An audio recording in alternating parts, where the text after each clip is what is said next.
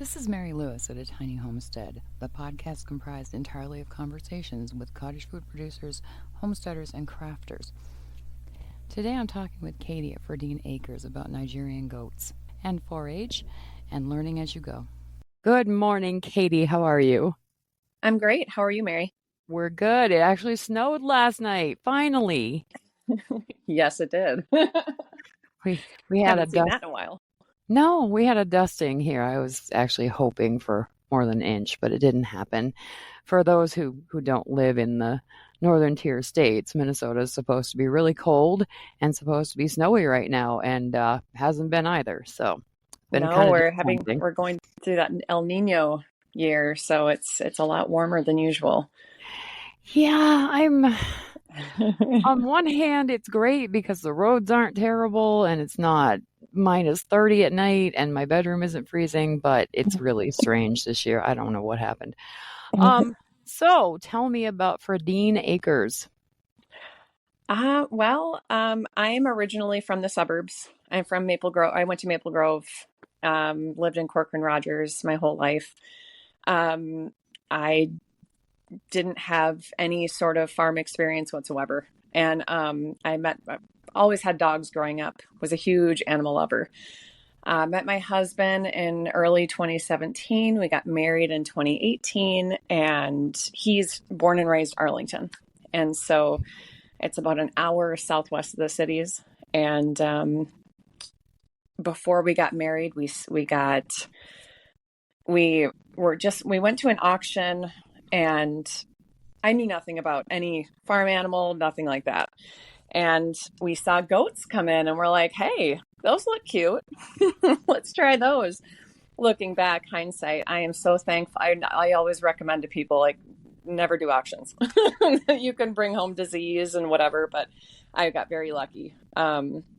Anyways, brought home some goats, and then later on got cows, like a month later. We have Angus, and thought the goats would be fun weed eaters. We had no interest in breeding, anything like that. Just thought they'd be fun pets. And then got married in June of 2018. The day after we got married, got home, and I heard a strange noise coming from the goat barn. I thought, oh no, what is that? And I go in there, and these two adorable little kids, and I thought, oh my God. We had no idea they were pregnant. No idea. Even our vet that saw them, a couple months prior, just goats, they can really expand in the abdomen area, and they weren't huge by any means. So that was a total surprise. So then we were like, maybe this is something we could do, and got a registered buck later on that year, and we ended up, our first kidding season was in the polar vortex. It was horrible. Yeah. Luckily, we didn't lose any. But yeah, then from there, it just kind of evolved. Like getting into better quality, better genetics, like getting into the show, all that. I didn't know what 4-H was growing up. I had no show experience, nothing. So like Maple Grove, like Hennepin County, you don't hear about 4-H. So when I first moved out here, I joined our Sibley County Fair Board, and I thought, I just want to get more involved with the community.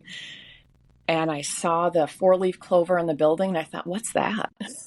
They're like, you're kidding. And fast forward 5 years later, I have 5 4-H kids, and I go to all different shows around the Midwest with the American Dairy Goat Association, and so it's amazing how much I've progressed from 2018 till now. Yeah, that's a lot. It's only been 5 years, ma'am. You're kicking butt, boy. I don't know. You must be the superwoman of goats, because that's a lot. I never had a strong passion or hobby of anything prior. Nothing really tripped my trigger that I really dove in too deep, and this really did. I absolutely love everything about goats. Mm-hmm.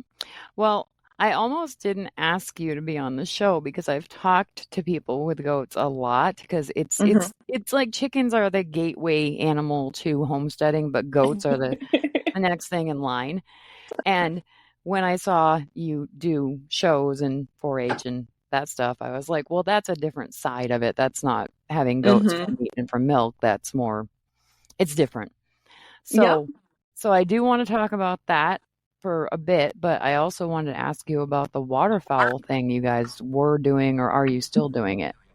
Absolutely. My husband is really big into the wild waterfowl. He's got, oh gosh, the way I talk about goats, he can talk about with his wild waterfowl. Like Okay. those are each of our passions. And we both, he helps me with the goats and he'll go to shows and stuff like that. He gets involved with the goats in that way, but it's definitely my baby. And the same thing with the waterfowl. I can help him with it and anything that he needs, and I like it, but it's clearly not my passion. And so that's what is nice. We each have our drives.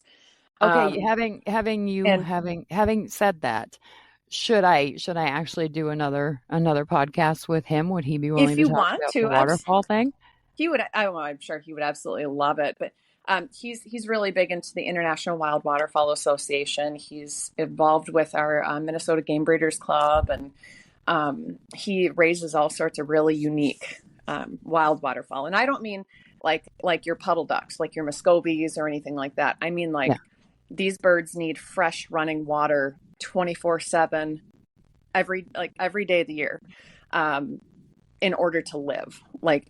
These birds will die if they don't have it. So they're very unique birds that Okay. are out in the wild. But yeah, Okay. no, Well, he would love to ask talk to him. you about that. Yeah, Will do. ask him to message me or email me or whatever, and we'll get it set up because that way we can just focus on what you're doing with the goats. And Yeah. then I can ask him all the weird questions I wanted to know about how you do wild waterfowl because it sounds like he knows way more and would be Oh more yes, a excited to lot talk more. about it. So, Yep. all right. So let's go back to goats. Um, when you got into the 4-H thing, number one, not everybody knows what 4-H is. So if you want Mhm. to explain that, and then I have more questions. 4-H is just it's a program and I'm still learning about it. Like I know more about the show aspect. And so when I have my 4-H kids, they're teaching me a little bit more about 4-H. Basically, you're just learning about animals. You're learning about agriculture. You're getting out there and you're doing it.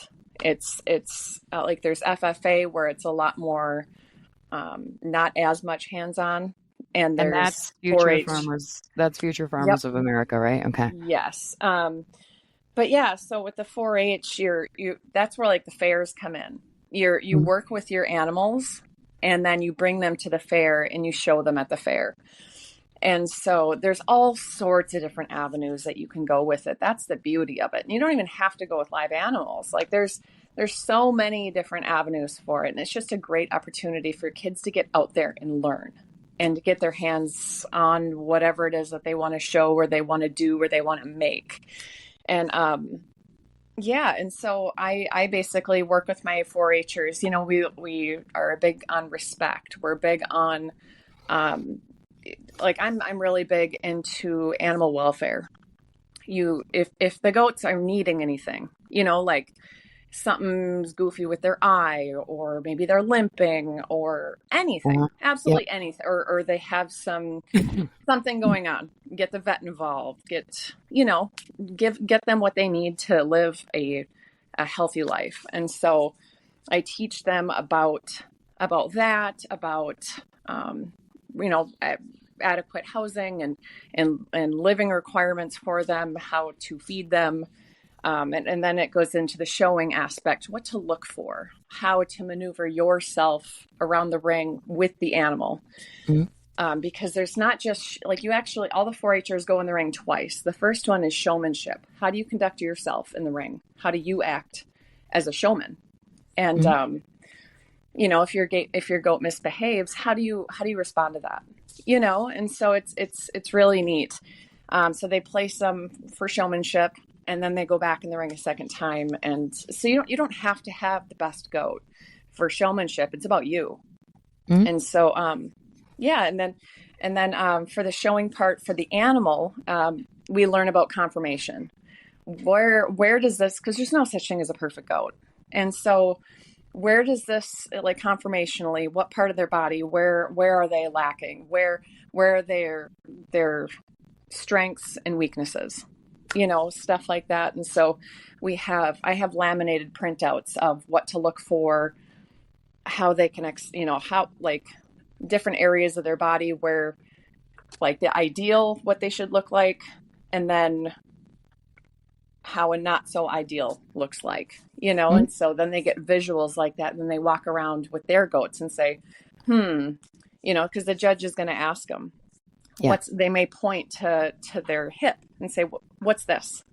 And they have to say the hip, or maybe it's their thurls or their withers or anywhere on their body. And so they have to know the anatomy and all that. There's so many different avenues.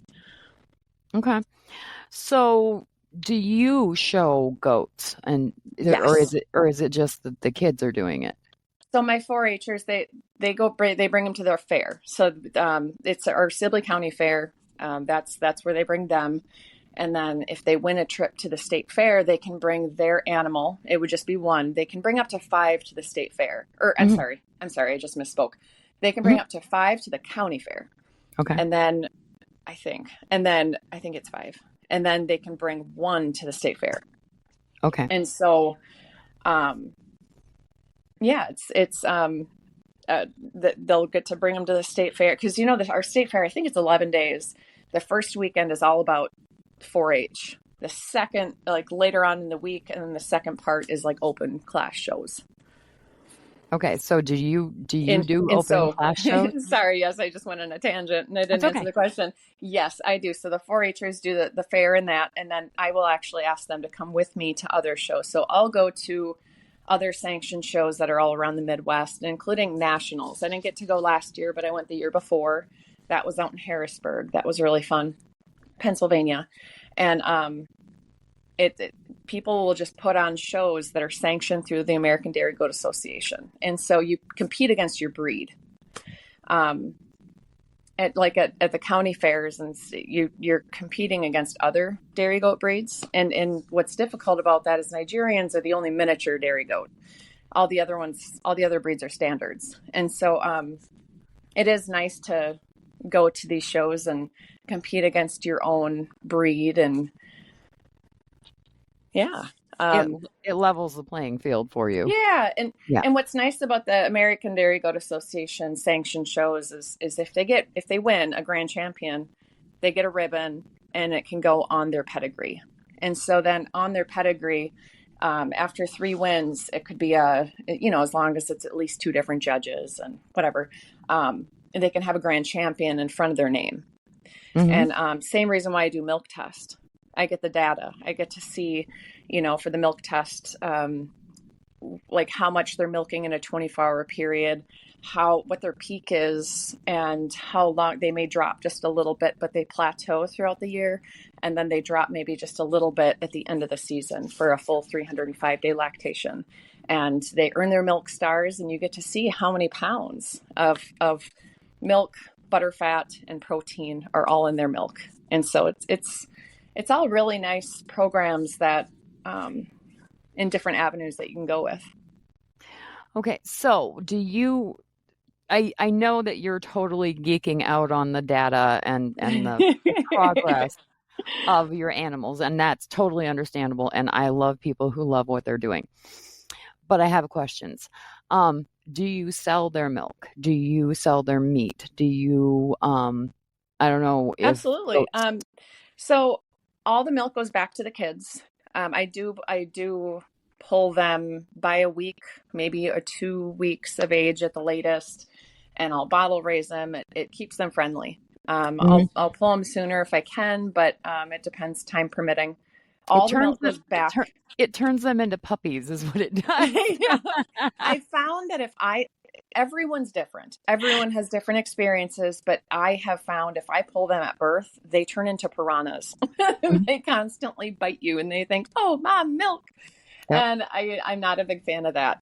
When I pull them at about a week or 2 of age, or a week or 2 of age, they respect me a little more, but they're also super social. Yeah, they're not piranhas, and so anyways, all the milk goes back to the kids. And even I try to bottle feed till at least 3 months.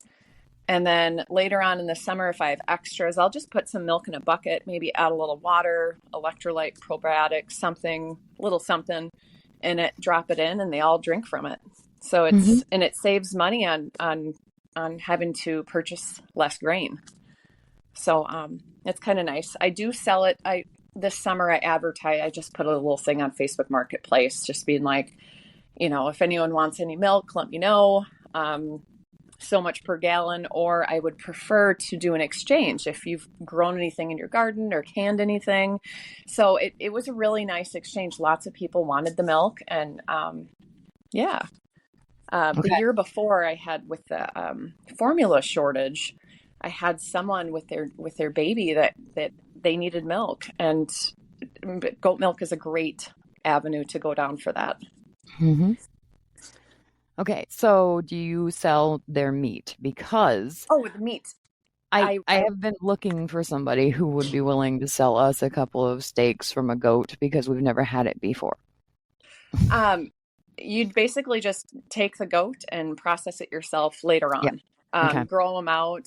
Same thing with getting calves. You would purchase the calf and feed them out, and when they get to be the right age and size, bring them to the butcher, and they can get all those cuts for you and stuff. I'm But yeah, that's guessing I'm guessing that butchering a goat is very much like butchering a deer. very much yes. Okay, because my husband hunts and we've butchered many deer Yeah, and and a lot of lambs and stuff. So, a lot of people are like, oh, the goats are so cute. They're my pets. And too many people like kind of coddle them, and they're livestock. They are mhm. livestock. They are cute. They are they can be great pets. But ultimately, when it comes down to it, they are livestock. And so a lot of people cringe at the idea, and that's, me being from the suburbs, I get it. Yeah. But yeah, absolutely. It's great. It's great quality, great tasting meat. So, how much does a kid goat cost if you were going to acquire one to raise it for from basically spring until fall to butcher it? Like, Oh gosh. what would be It the see cost to buy a goat? it all depends. If you go to a commercial dairy, a lot of them will sell their bucklings at a day old or 2 days old, and you can bottle raise them from there, and they may be $10, $25, something like that. Um, It's not a huge expenditure to acquire no, one. Okay. no. But I mean, like for me, I typically $100, and they're already on the bottle, and I'll let them go at a month or two of age, and Mhm. it all depends on what are you going to feed them and what's the cost, Yeah. for you to feed them. Yeah. And anyone Mhm. who's ever known anyone who has goats or anyone who's ever owned goats knows that they eat everything. They'll they eat they actually whatever they can get to. It, they actually don't. No? That's no. Oh my gosh, mine are so picky. It's crazy. So they like to taste everything.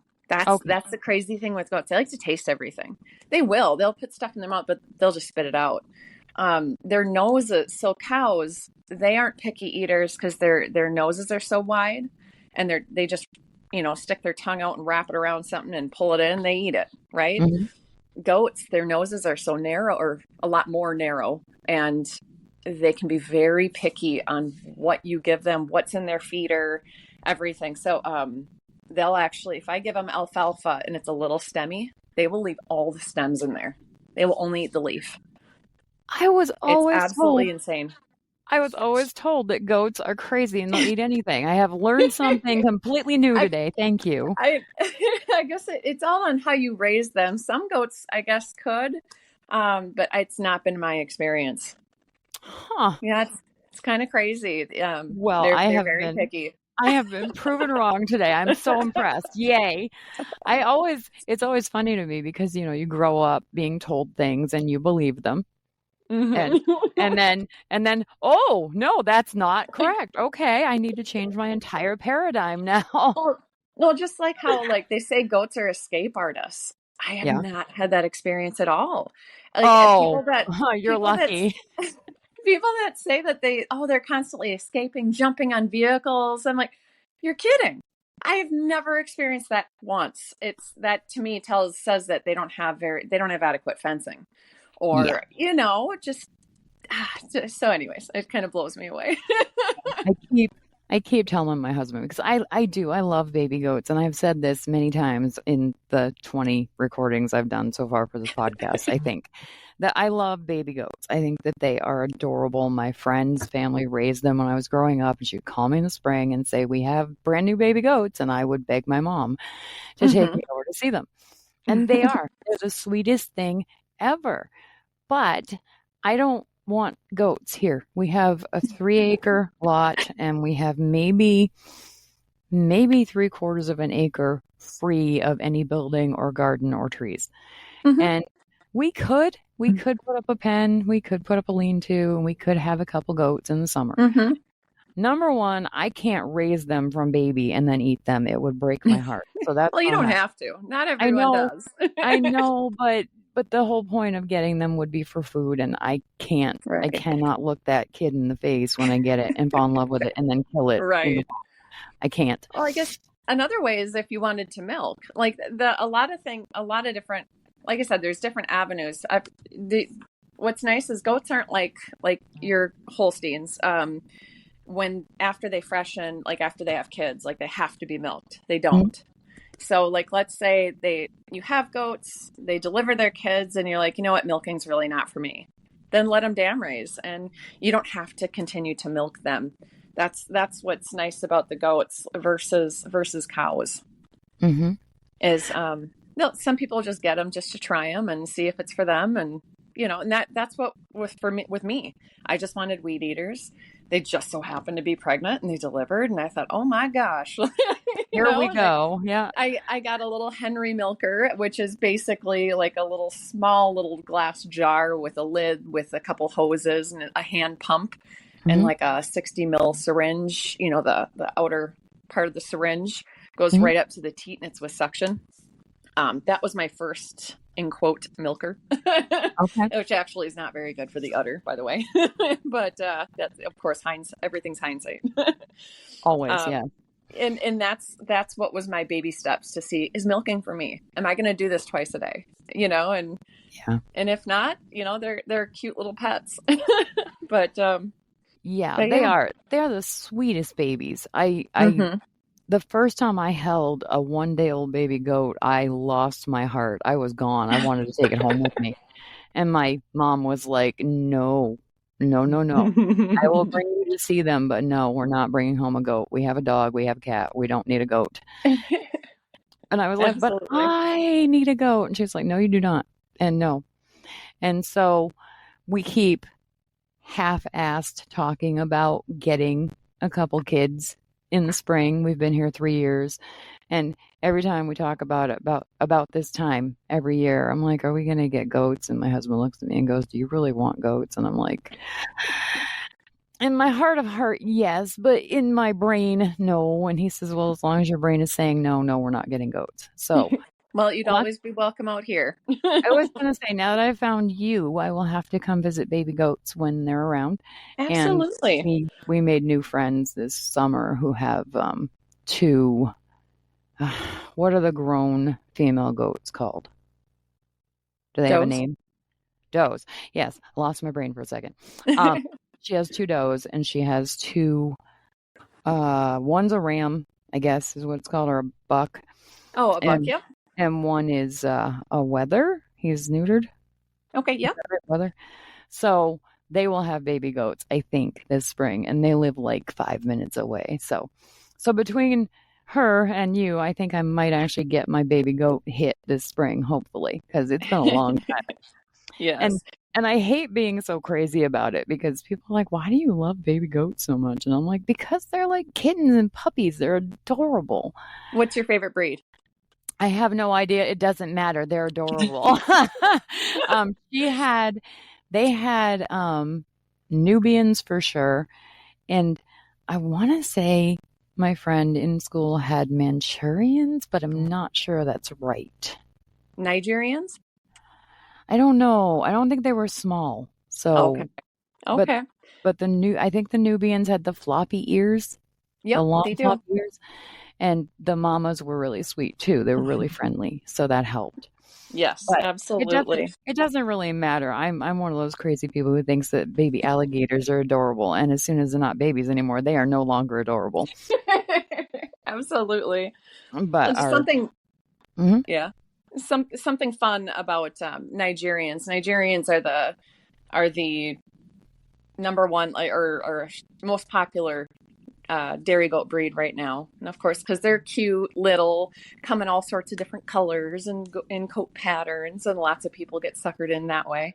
yeah, Um, Usually, that's how you start out, and then you realize color and the blue eyes don't put milk in the pail. right, yeah, But they originate from Africa, and they've been in the States for, I don't know, the last few decades, a little bit longer. And the breeders in the past have done a phenomenal job transitioning them into a beautiful dairy goat breed. And they used to look a little bit more like pygmies. And so they've done a tremendous leap in the last few decades, making them a beautiful dairy goat breed. They should look just like a standard breed, just miniature, like a uh-huh, miniature silhouette of a standard dairy goat breed. And so, but what's great about Nigerians, and they're almost like the Jersey of the cow world, where it's not quantity of milk, but it's quality. And so with milk testing, I'll hit 9.9% butter fat, and it could be higher than that. I just actually had one that was 13.5 with percentage of butter fat. Before wow, Nigerians, Nubians, I believe it was Nubians that used to be the breed leader with butter fat at about 6%, I think. Um, but yeah, so like I said, they're like jerseys, not the quantity, but the quality. okay, So they're great for making cheese or anything else. Adding fat to your food is makes it even more tasty, right? always with Cooking, everything, yes. baking, yeah, with goat milk is phenomenal. Yeah, speaking of fat to food, we are doing fondue at noon today for New Year's Ooh. Eve day, and it's a tradition from my husband's family. And we try to do it every New Year's Eve day. It used to be New Year's Eve Eve, but Mm-hmm. it's really heavy, and the last thing I want to do is eat that at 5 o'clock at night and then go to bed 3 hours later because not a fun Just sits thing. there. It's too much. So, yeah, we're really looking forward to having that today. And then tomorrow we're having French onion macaroni and cheese because we're not done with cheese today. We're having cheese tomorrow too. So, yeah, that makes everything better. And then you're miserable afterwards. But it tastes so good. Yeah. So, what weight do the Nigerian goats top out at? Oh gosh. How big do they get? Does my does range anywhere from, well, I mean, it depends on how much they eat, what Sure. aggressive eaters we've got. I don't know, about 65 to 80, something like that. For the does, the bucks, 70 to 90 ish, 95, something like that. So they're I don't not know. I haven't. small. They're not tiny. Right. They're measured at the withers. So like Yeah. at the top of the shoulders. They does shouldn't exceed 22 and a half inches, and bucks 23 and a half. Personally, I don't care about the height of the bucks. I care about the height of the does. Yeah. It depends on what he's throwing, what his daughters look like and stuff. But yeah, So so they're measured that way. they're solid. They are substantial animals because they're short, but they're big. They're built. They're Yep. heavy. Yeah. Yeah. They're not like a meat, like built like a meat goat, but yeah. Yep. When you were saying small, I was thinking small like our mini Australian Shepherd, who is anywhere from 35 to 38 pounds on a given day. And I was like, that doesn't sound right. They can't be that small. Right. And she's a chunk. She's just below my knee at her shoulder, I Hmm. think. And she's thick through. She's not fat. She just has a really broad rib cage like her daddy did. And I keep making the joke that she looks like her mama, but she's built like her daddy. And so when you were saying the Nigerians were small, I was like, how small? Because if they're small, we could get a couple. But you're saying they're like the size of a Labrador in weight, really. If you next time you're at the fair and go through the goat barn, anything that's, you can tell, like anything with an udder that is short, you'll see, okay, that's Nigerian. And then you see everything else that is very tall, like Great Dane. Yeah. Those you can tell are all those standard breeds. So there's a very big difference. Okay. So I finally got the chance to try goat milk cream when I was visiting my friend that we met this summer that has the goats. And I'd never had it before, and she asked if I wanted coffee, and I was like, well, yes, of course, because that's my drink of choice. And she said, do you want cream and sugar? And I said, yes, please. And she said, the only cream I have is goat milk cream. And I said, I'll give it a shot. And she said, you don't like goat milk. I said, I don't like goat cheese. I said, and I have not had actual goat milk in a long time. I said, if I don't like it, it probably won't kill me to drink it anyway. And she was like, okay. So she handed me her jar of goat cream. And it was so weird. It was so thick. It was like marshmallow fluff. And it was fine. It was not bad. There was nothing wrong with it. It was just really, really thick cream. And I put like a tablespoon in my coffee and stirred it up. And it did exactly what cow milk cream does. And I tasted it. And I said, do you sell this? It's phenomenal. She said, do you like it? I said, I love it. I've never had it before.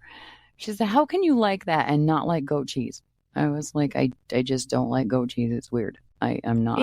That's funny. I make mozzarella if I have time. That's the very easy beginner go-to cheese to make. And when I offer it to other people, they can't tell it's from goat milk. They really can't. I think it all depends on the diet of the goats, and if a lot of people make this mistake, they house their bucks with their does or right next to their does, and that influences a bucky taste to their milk big time. And so otherwise I make a latte every morning.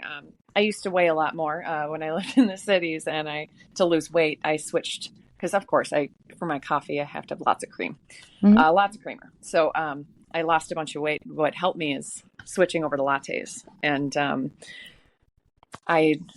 so of course it's during the summer I switched my milk to goat milk now. So I'm careful with it, but still, it's been a few years. But anyways, now I have the goat milk, and I absolutely love it. It's the best coffee ever. Yeah, when I say goat milk. Yes, when I say goat cheese, I mean like chèvre, I guess is how you say it. I've never had any other kind of cheese made with goat milk, but that's the one I associate with it. And tried it in 2014 when we were visiting my parents, because the little farm down the road had a roadside stand, and they had a refrigerator, and they sold goat cheese. And so I was like, hey, I want to try it. So we did. And I was like, no, this is not what well, that's too bad. Wanted. Yeah. And to me, it tastes like cow field smells, like hay and cow manure. That's how it tasted to me. And that's interesting. I was talking with another lady who has goats, and I was talking with my friend who lives down the road. And they both said it's whatever they were eating that made it taste that way. So I don't know, but I was not a fan, and I will probably try it again at some point from a different place. Well, that's good. I'm glad you're willing to try it again. Yeah, I'd try it from somewhere else and see. As when I have goat cheese, I can't tell it's goat milk. It's and I don't just mean my mozzarella. I mean other cheeses I've had from that other people make. If they know what they're doing, it should, it should be good. It usually tastes pretty good. Yeah. The craziest thing is my friend that had the parents that raised goats when I was a kid, I never tried goat milk. They never had any on hand when I was around, or they just didn't offer it up. And so it took me until I was in my 40s to even try tasting goat milk. I had no idea what it tastes like. Mm-hmm. So I don't know. It's what you have available to you, I guess. But Absolutely. either And what you're way, used to. yeah. So I have at least one more question about actual goat husbandry stuff instead of just waxing on about food and drink. Um, do you have goats that have won awards for you that Yeah. you like send out to people to breed to their goats or however that works? No, typically my best ones I keep, and usually those are the ones that I retain everything from. Okay. Or that you keep from your best. Okay. You cull your worst, and I don't mean just by reselling to other people to, this one Yeah. has problems, whatever, livestock, someone can eat them, or whatever, or make a good pet somewhere and just not be milked.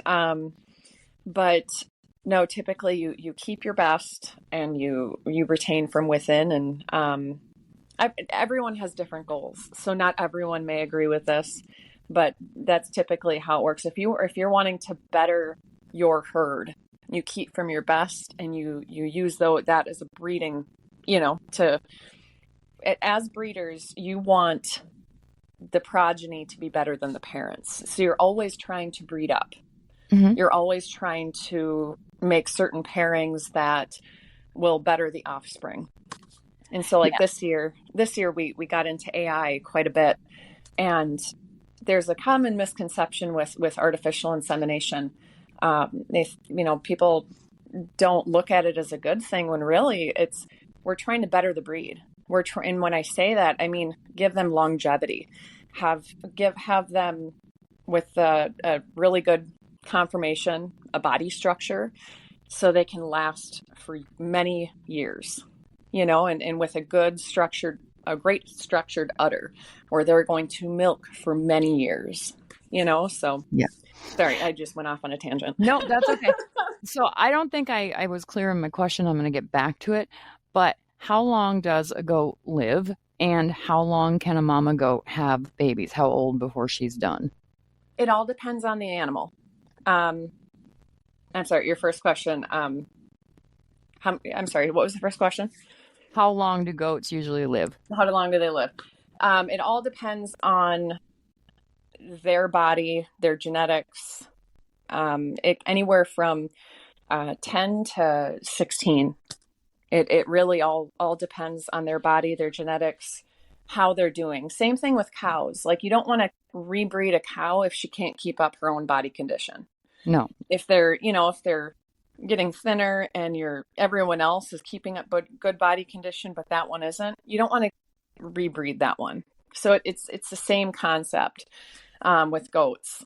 But I've got a couple that are, 11 years old. I have one that's almost 13 and she's doing great. And we think she's pregnant. And so, but she's keeping up phenomenal body condition and she runs around like the youngsters. And so, and then I have a 9-year-old who I'm like, I think this might be your last breeding season. Mm-hmm. So, Okay. just, they're all different. And you just kind of keep an eye on them individually. They can have anywhere from one to, the record for a Nigerian is 7. And last spring, 7 kids. Last spring, that record was broken. All 7 kids were alive. Wow. Usually with 7, not all of them are going to make it. It's unfortunate, but it's out of our control, Mm-hmm. Mother Nature. So, Yeah. yeah.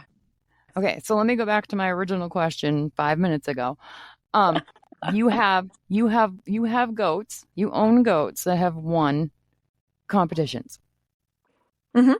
Okay, so if you have a buck who's won a competition and someone is like, I would really like those genetics from your buck, would you be willing to let him breed my doe? Do you do that? I think is more what I was trying to get at. Oh, gotcha. Okay. I thought you meant like with the does. I'm like, no, we've retained those. I Because garbled it. I'm sorry. so for bucks, absolutely. Like if they're I'm very careful in biosecurity, but yeah, Uh-huh. if They're tested negative for disease, and I trust their herd absolutely. They can Okay. come for a driveway breeding. I won't let the buck leave my property, Yeah. but usually I'll sell semen too. Yeah. So I've Okay. got a nitrogen tank, and I've got lots of different semen, Mhm.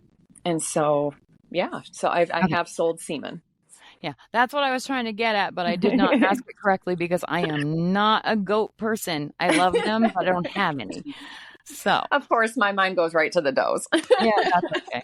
And then the last question I have for you is, well, I have two questions, but this is the last one pertaining to what you're doing. The other one is just why? Why are you doing it? But I think you kind of answered that. Um, you guys do commercial cattle too, yes? Mhm. Okay. Yes. So what does commercial cattle mean? Because help. They're not registered. They're basically a commercial stock. They are Angus. Some of them are mixed with Hereford. And so Angus is known for that lean meat, and Herefords are known for being wonderful mothers. And when you cross those two, typically they gain a lot more weight quicker, and they're excellent mothers. Like it's a good combination. They're also called black baldies, and so that's what our herd consists of. They're not a registered stock or anything. We do use registered bulls because we liked, like you said, you use the best because the buck is half your herd. The bull is half your herd. Yeah. So whatever you're using on your herd, you want to be in love with that family, with their dam, either, and if it's a dairy, their milking ability or whatever, but you want some of that into your herd. And so that's what we do. It's a commercial herd, but we want to see, like, again, with the beautiful conformation, longer, longevity, good structure, that kind of a thing. We want them to live long, healthy lives. Okay. Goes Yeah, back to that animal welfare. yeah. You were so lit up about goats that I was like, I don't want to really get into the cows right now, but I did want to know Oh, I what always get lit up about the goats. It's all about goats. Come on. yeah, what commercial cattle is versus whatever. So, okay, Right. So got like it. we don't bring them to, we're not like, they're not registered with any association or anything like that. They're Okay. but yeah. Okay. And then my last question is usually why did you get into this? Why do you do it? But I think really you've answered it throughout everything you said I because you love it. love it. Yep. It's a passion. Yep. Absolutely. A passion. And If you would have talked to me, 6 years ago, and just before I got my first goats, being like, so are you going to milk them? I would have laughed so Mhm. hard. Like there's no way. I would have been like, there's no way. Nope, never, never. But Yeah, it's crazy where life takes you. it is. I was just saying to my husband this morning that I wish that I had come up with this idea for this podcast 3 years ago because I had no idea how much fun it was going to be talking to people and hearing their Mm-hmm. stories and how easy it would be. And it's literally a paperless thing. Like I barely ever write anything down. I put dates in my phone on the calendar app and I Mm-hmm. do this and I find out so many fun things and I talk to so many really nice, wonderful, smart, funny people. And my husband's like, "You're always on a high after you record with people." I'm like, "Yes, because they're nice people. They're smart people. They know stuff I don't know. And it just is really fun and I learn from it so much." Oh, He's that's like, great. And there's so "You many should different avenues you can get yeah. into, and it's phenomenal. Yeah, he said, "You should have been doing this a long time ago." And I said, "Yes, but I didn't know what the topic was gonna be." And so many people are doing homesteading or cottage food producing or making things now that I feel Mm-hmm. like I will never run out of people who want to talk about what they love. No, absolutely. You got that right. And most people have been from Minnesota, but I actually have a couple coming up that are in other states. One's in Arkansas, one's in North Carolina. Awesome. And I'm hoping to talk to some people back home where I grew up in Maine, too, because Maine has a thriving community of people who are homesteading for sure. So, Mm-hmm. but Absolutely. Ever since 2020, it's been, yeah, it's been a game changer. That's for sure. yeah. And the fact Lots of is, different.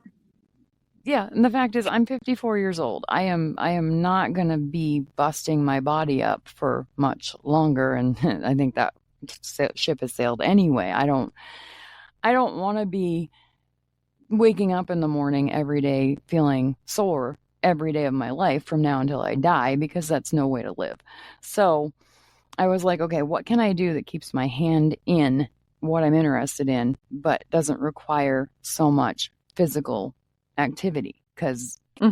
it's not always going to be easy for anybody. You get past 40 and you're like, oh, I hurt my back sleeping wrong. This is awesome. My daughter said this to me the other day. She's 34. She's like, I don't even know what I did. I said, welcome to being over 30. She was like, ugh. I said, I'm sorry, hon. It's how it is. Right. So yeah, so the reason I'm even talking about how I stumbled into this podcast thing is you never know what it's going to be that you fall in love with that you want to do. Hmm. And I Definitely. had no idea the last thing I wanted to do was have to listen to my voice back for half an hour, once a week. And then my son talked about doing one, and we tried to do a Mother and Sundays podcast. We did a couple recordings to see how it would go and never actually put it out. And Really?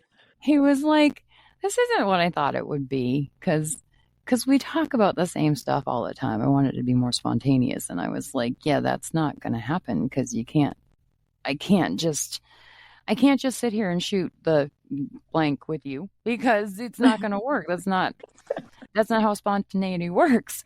And he was like, yeah, let's not do it. I was like, okay. And then I really wanted to do a podcast, and I was like, what can I do? What topic would be worth doing?